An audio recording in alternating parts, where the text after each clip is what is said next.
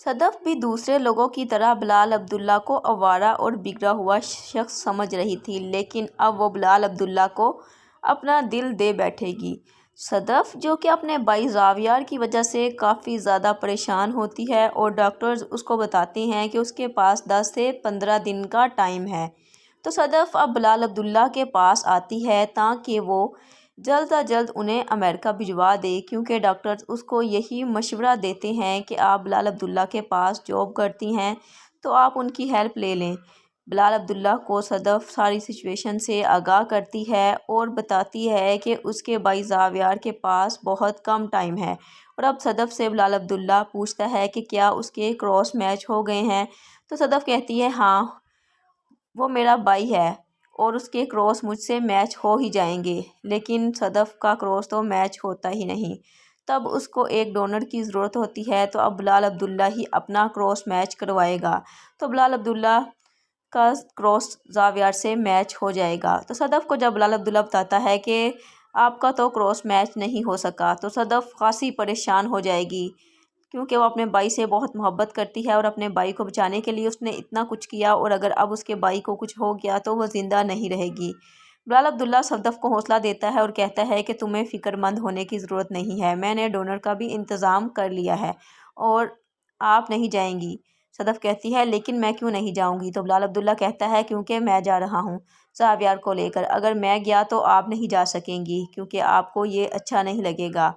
اور میں ایسا بھی نہیں چاہتا کہ میری وجہ سے آپ کے کردار پر کوئی انگلی اٹھائے۔ اب صدف دل میں سوچتی ہے کہ میں بلال عبداللہ کو کیا سمجھتی تھی، اور بلال عبداللہ تو اتنا اچھا انسان نکلا،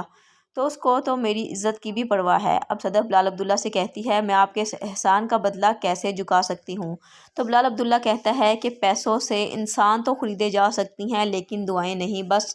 آپ میرے لیے دعا کر دیجئے گا کیونکہ مجھے دعاؤں کی اشد ضرورت ہے۔ بلال عبداللہ، جو کہ صدف کو دل دے بیٹھا ہے اور اب وہ صدف کو پریشان بھی نہیں دیکھنا چاہتا، وہ صدف کو خوش دیکھنا چاہتا ہے، لیکن بلال عبداللہ صدف سے اپنی محبت کا اظہار بھی نہیں کرے گا اور صدف کے لیے ہر وہ کام کرے گا جس سے صدف کو خوشی ملے۔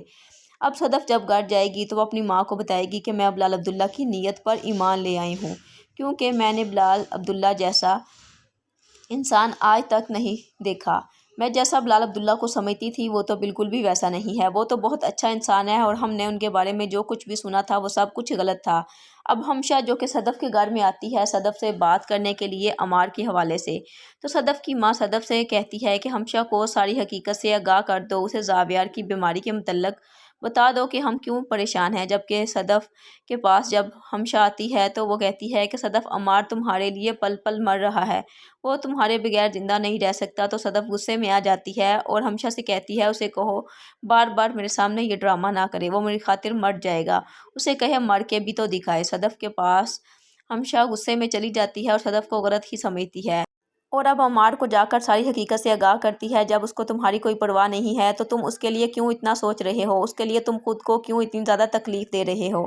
وہ تو یہ کہہ رہی ہے کہ تم جو کچھ بھی کر رہے ہو ڈرامہ کر رہے ہو اور تم مرنے کی دھمکی دے رہے ہو۔ تو اب عمار کو صدف کی باتوں پر غصہ آتا ہے اور وہ کافی ساری گولیاں کھا لیتا ہے، اور ہمشہ تو عمار سے بات کر کے اس کے پاس سے چلی جاتی ہے، لیکن جیسے ہی وہ عمار کو دیکھتی ہے تو وہ تو بے ہوش ہوتا ہے۔ اب جلدی سے ہمشہ اس کو ہاسپٹل لے جاتی ہے اور پھر اس کو ہاسپٹل میں ایڈمٹ کروانے کے بعد پھر سے صدف کے پاس آتی ہے، اس کو بتاتی ہے کہ اس نے تمہاری خاطر خودکشی کرنے کی کوشش کی ہے۔ تو صدف اب ساری حقیقت سے ہمشہ کو آگاہ کر دے گی